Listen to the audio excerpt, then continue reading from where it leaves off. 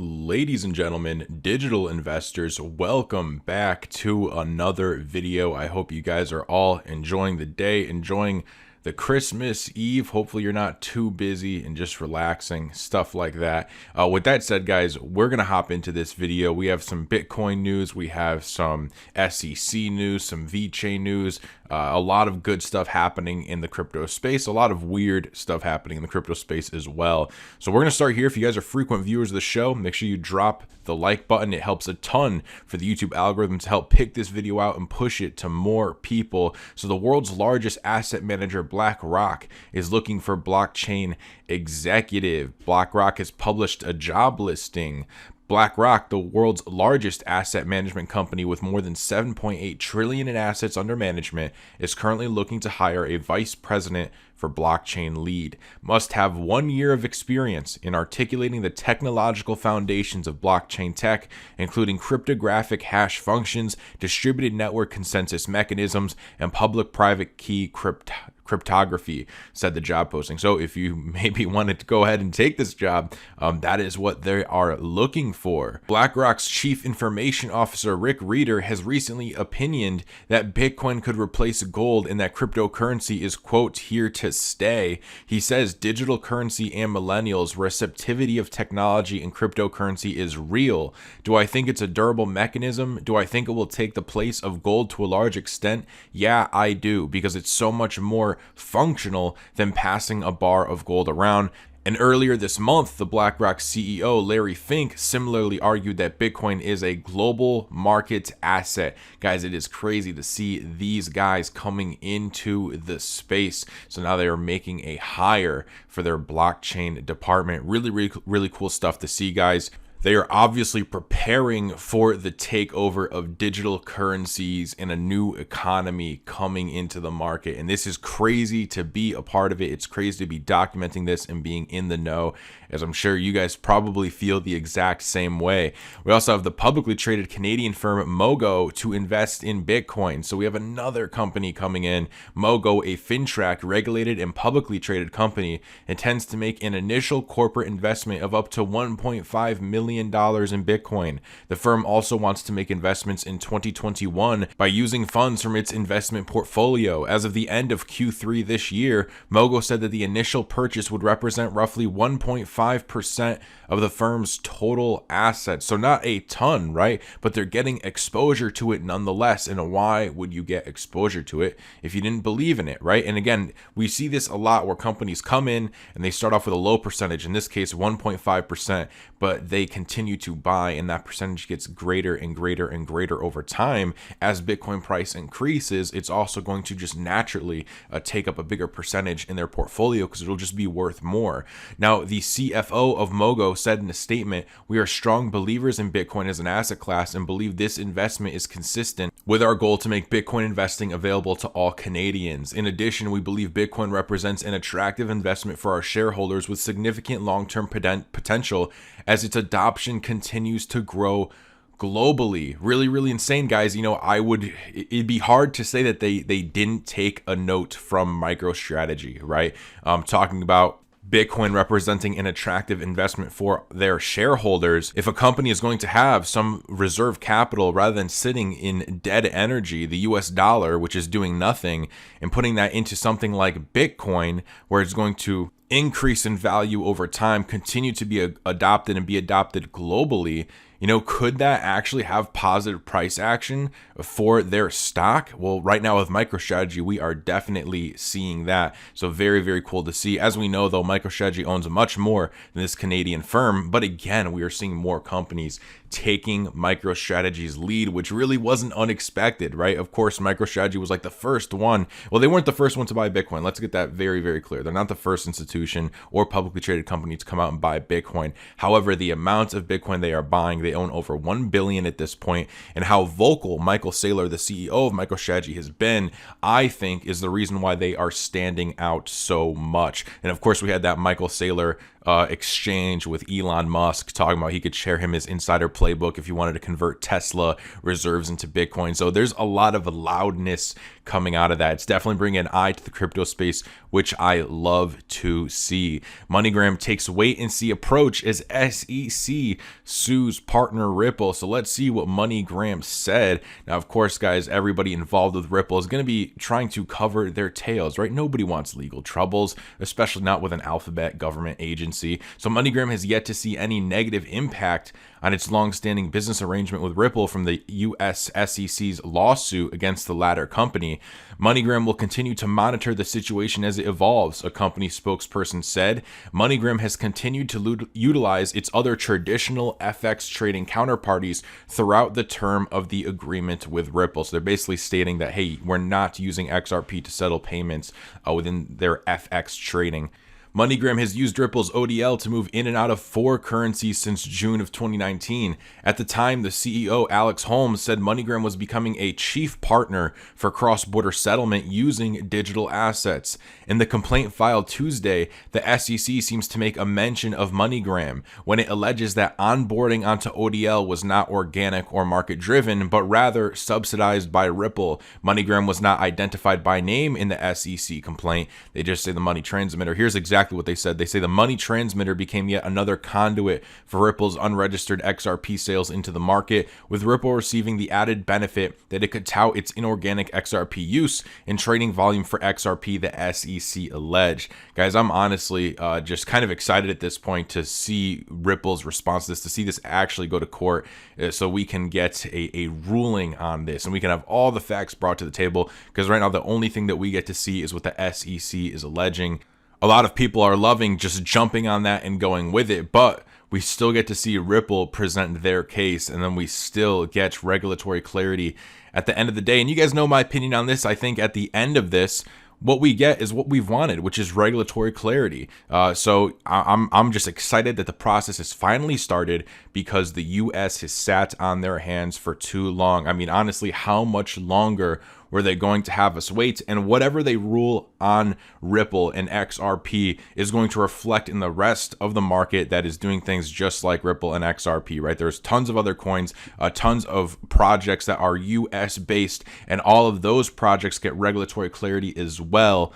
And in my opinion, Ripple, at least they're going to take this on, and hopefully they can sway a better call that will affect not only them, but other projects either similar to them or even US-based companies, to get some positive regulatory clarity that will help them, allow them to innovate and allow them to enter this market with less restrictions. We also have this from Charles Hoskinson. He says, I've been in crypto for 8 years and it still amazes me how much panic cascades after some event. The sun gets up tomorrow. We all keep working and building. The fundamentals of our industry and the technology hasn't changed.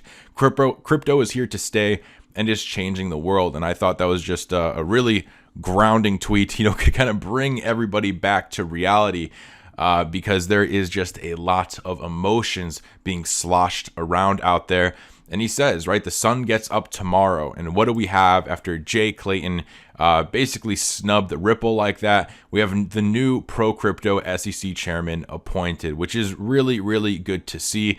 Not everything always has to be negative. Now that Jay Clayton is out of there, we could have somebody who is pro-crypto. So let's see who this is. This is Elad Roseman, has been appointed to chair the U.S. Securities and Exchange Commission. He has been a member of the agency since September of 2018 after being nominated by the incumbent U.S. President Donald Trump and confirmed by the U.S. Senate. Roseman, known as one of the most crypto-friendly SEC commissioners, who has been a vocal supporter of regulating cryptocurrencies. The new appointment comes at a critical point for blockchain company Ripple that recently got sued by the agency. The fact that Roseman is at the helm of the SEC also significantly boosts the changes of a Bitcoin-tied ETF being approved in the coming years. During a Senate Banking Committee hearing in 2018, he noted that it was essential to provide clarity and certainty to the markets. This is what he says. He says, it is essential that the SEC approach these new challenges in a fair and transparent manner, providing clarity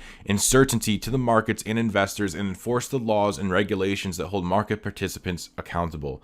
All right, I know Ripple, it was either Ripple or Brad, they put out something along the lines of they believe that they will prevail, that they will win this case in front of a neutral fact checker that is looking for the facts. Based off what we're seeing here, it looks like this guy could possibly be that neutral fact checker that we need. Someone unbiased who is pro cryptocurrency that wants to get them regulated. So we'll see what comes out of it. At this point, I think anybody is better than Jay Clayton. And I think everybody in there is going to realize how odd it was that he did that right before he left, right? It's very, very strange things. And that I think that's only going to help Ripple. And again, guys, whether you hold XRP or not, whether you're a fan of Ripple or not, you have to understand a bad ruling for Ripple here is going to affect much of the rest of the market, and it's going to affect U.S. companies in a bad way if they're ruled on badly. If they're ruled on in a good way, this could be great for the cryptocurrency space, could be great for U.S. companies.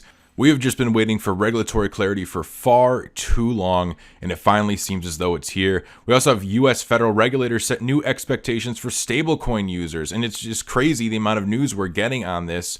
So a group of leading U.S. financial regulators has released a new statement on stablecoins. The group's opinions were hardly revolutionary, mostly saying that stablecoin issuers would need to abide by all the typical rules of the road in terms of financial law. The regulators say that stablecoins need to have systems in place to abide by all applicable anti-money laundering requirements before coming to the market. This is what they say. Depending on its design and other factors, a stablecoin may constitute a security, commodity, or derivative subject to U.S. federal securities, commodity, and/or derivatives law.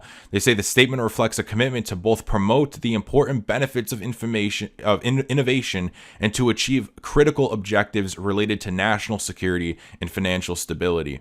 Comptroller of the currency, Brian Brooks, said in a statement, the group reached a productive balance recognizing the valuable and important role stablecoins are playing in our national and global economies and the need to ensure such financial tools do not contribute to crime or national insecurity. Regulatory clarity is finally on the way, and it's amazing how many people are FOMOing out of this market. Not only XRP, but a lot of the market is down, right? And it's just amazing how many people are leaving when we really are about to be getting this regulatory clarity coming. We also have VeChain becomes the first 5-star rated blockchain service provider in the world, certified by TÜV Saarland, a renowned institution accredited by national governments. TÜV Saarland certification has issued VeChain with the world's first 5-star rated blockchain service certificate. Their certification acknowledges the readiness and maturity of VeChain's blockchain technology. Check that out, guys. Readiness and maturity. Raising the profile and prestige of the network and certifying it as one of the preeminent frontrunners in the enterprise level blockchain space. TÜV Saarland's blockchain service certification methodology is based on established blockchain service evaluation standards and industry-leading expertise and experience within TÜV Saarland. This evaluation model and system is held in such high regard that their blockchain certification model has been authorized for use by the Certification and Accreditation Administration of the People's Republic of China. As we know, guys, VeChain is working hand in hand with China, right? We see a lot of things about them with China. And we continue to see them make partnerships or get awards like this so frequently now. It is just insane. VeChain is obviously a really good product, a really good blockchain, because a lot of people are using it. VeChain is also extremely fast, and I can see how it is very attractive to investors because you can also earn VTHO by holding it. So it's very attractive investment. They have really good partnerships. Now this comes out, so they're certified, again, an institution accredited by national governments. I mean, this is pretty big stuff. So I'm definitely bullish on VeChain long term, as I know many of you are. I know barely any VeChain bears anymore. Once we popped over that half a cent, we got over a penny. It's like the bears just disappeared. Next up, guys, we have this coming from the European Central Bank, an end of year message from the European Central Bank president, Christine Lagarde. I thought this was pretty interesting, so I'm just going to play it for you guys, and you guys can see what she says. As we prepare for the Christmas holidays, I wanted to take a moment to reflect on the past year. It has been immensely difficult for all of us in ways that we could never have imagined. The pandemic has taken many lives, shaken our economies. It has also kept us away from our loved ones. At Christmas, now, we particularly feel that separation. But on the bright side, this year has also been Europe coming together. We faced extraordinary challenges, and together we responded forcefully with unprecedented measures for the benefit of all Europeans. More determined action followed, and more will continue to be necessary for a long time to come. So my great hope for 2021 is that we continue to come together and that we use this crisis as an opportunity to build a better, greener, and a more digital future. But before we get to that, and before work resumes, I want to wish all of you a happy and healthy Christmas for you and your loved ones, and a good start in the new year. A more digital world. Christine Lagarde always has some way of making me bullish on the crypto markets, and she kind of makes a good point, right? That no matter what's going on, whether it's holidays, whether it's the SEC, whatever's happening that is crazy in the crypto world, progress is still being made. Progress is still going to continue to go forward. This technology doesn't just go away. Also, we have a wave of money coming into Bitcoin. This is why Anthony Scaramucci is betting on crypto. Bitcoin is in its early innings. I'm also going to play this for you guys, and I will let you go. So before I play this, guys, if you enjoyed the video, make sure you hit subscribe and hit the bell. You'll be notified every single day when I put out an upload like this. You get a video like this daily going over Bitcoin, altcoins, and everything going on in the crypto space to try and keep you up to date. Keep in mind, guys, nothing I cover here is financial advice. I'm not a financial advisor. I'm just here to document the daily crypto news and document this crypto bull run. And I hope you guys just enjoy the content and enjoy the ride with me along the way. If you guys could also do me a favor, tap the like button. That is greatly, greatly appreciated. Your support has been amazing. We're coming up on 16,000 subscribers. So let's do it. Let's get there. I know we'll get there fairly quickly. And guys, for those of you who are unaware, I upload all of my videos to theta.tv first. All my videos hit here before they hit YouTube, sometimes days in advance. So if you want to see my videos, my content before anybody else, make sure you go and check me out on Theta. There's a link in the description. It'll take you right to my channel. You can make an account. Guys, this is a decentralized platform. There is no banning on here. I can speak my mind more openly on here, and it's overall, it's a good platform. I enjoy using it, and everybody wants mass adoption, but nobody wants to mass adopt. So mass adoption starts with you. If you're a fan of Theta, if you own Theta, maybe this is your first time hearing of Theta, check them out. Check out their platform. It's a great cryptocurrency project, and I say that as a user of their platform. As someone who uploads content to this platform, if something ever happened to me on YouTube, I'd be more than happy to go full-time on Theta. With that said, guys, thank you so much for your support, and I will leave you with this. Skybridge Capital, to those looking to hit it big in Bitcoin. Skybridge launching a new fund tailored to the cryptocurrency. Anthony joining us now. It's good to see you. Welcome back. Hi, it's great to be back, Scott. Thanks for putting my high school picture up before the commercial break. I appreciate it. My family appreciates it. Your hair was a little big, but we won't go there for right now. We'll talk about that some other time. Why Bitcoin? I mean, is it obvious? It's just on fire lately, so why not? Well, I think it caught fire. Listen, we would have loved to have deployed the fund 3 or 4 months ago. I think it caught fire, but we're still in very, very early innings, Scott. And over the last 2 years of doing research on Bitcoin, getting comfortable with Bitcoin, of course, doing a ton of SALT talks with people like Michael Saylor, it became clear to us that we needed to create a client-friendly product, something with a $50,000 minimum that the mass affluent could access, or RIAs that we're close to could access. And it's a cheaper offering than the rest. It's 75 basis points. It's in an LP structure, which makes it easier for RIAs. And until, frankly, there's an ETF or there's a customer account somewhere where people can hold Bitcoin, this will be a way for us to democratize Bitcoin like we did the hedge fund industry a decade ago. So 4 months in the making, Scott. It started trading today with $25 million of the firm's capital. We're going to go live on January 4th for outside investors. And we're super excited. And you either have to accept that Bitcoin is a store of value or not. There are still skeptics out there. And that's why I think we're in the first inning. But after doing the research that we've done, we believe it is. And given the monetary supply and the global central banking coordination right now, this will be a very strong asset class over the next decade. And you don't feel, I mean, I know you said you wish you would have done it 4 months earlier. You don't feel like this is a little late, right? I mean, you know, I'm sure there's somebody out there who's watching this and says, okay, you know, now that Skybridge is launching this, or anybody launching it now, maybe that's the top, that it's a little late after it's rallied as far as it's come.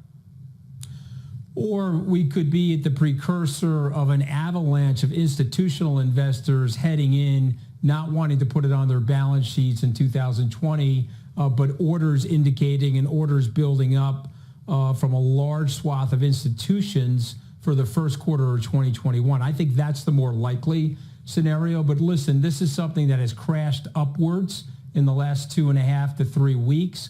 Not to say that there won't be volatility. We have a 3-month holding period on this. We're really trying to target our investors to think about this long term. Don't trade it. There's an expression called HODL. Most people in the Bitcoin community know what that means. It just basically means buy and hold it. This is an asset that could go up 2 or 3x from here, in our opinion. And if you look at Bitcoin over the last decade, Scott, you could put a 1 penny in Bitcoin, 99 cents in cash. It would have beaten every other asset class, specifically the S&P 500. So for us, I don't think it's late. If anything, it's the first inning. You're about to see that wave of early adoption by the institutional community. I'd like to get our investors involved before that goes into full throttle. Amazing, amazing stuff, guys. Again, subscribe, hit the bell, tick the like on your way out, and I'll see you all tomorrow. Have a great day, everybody.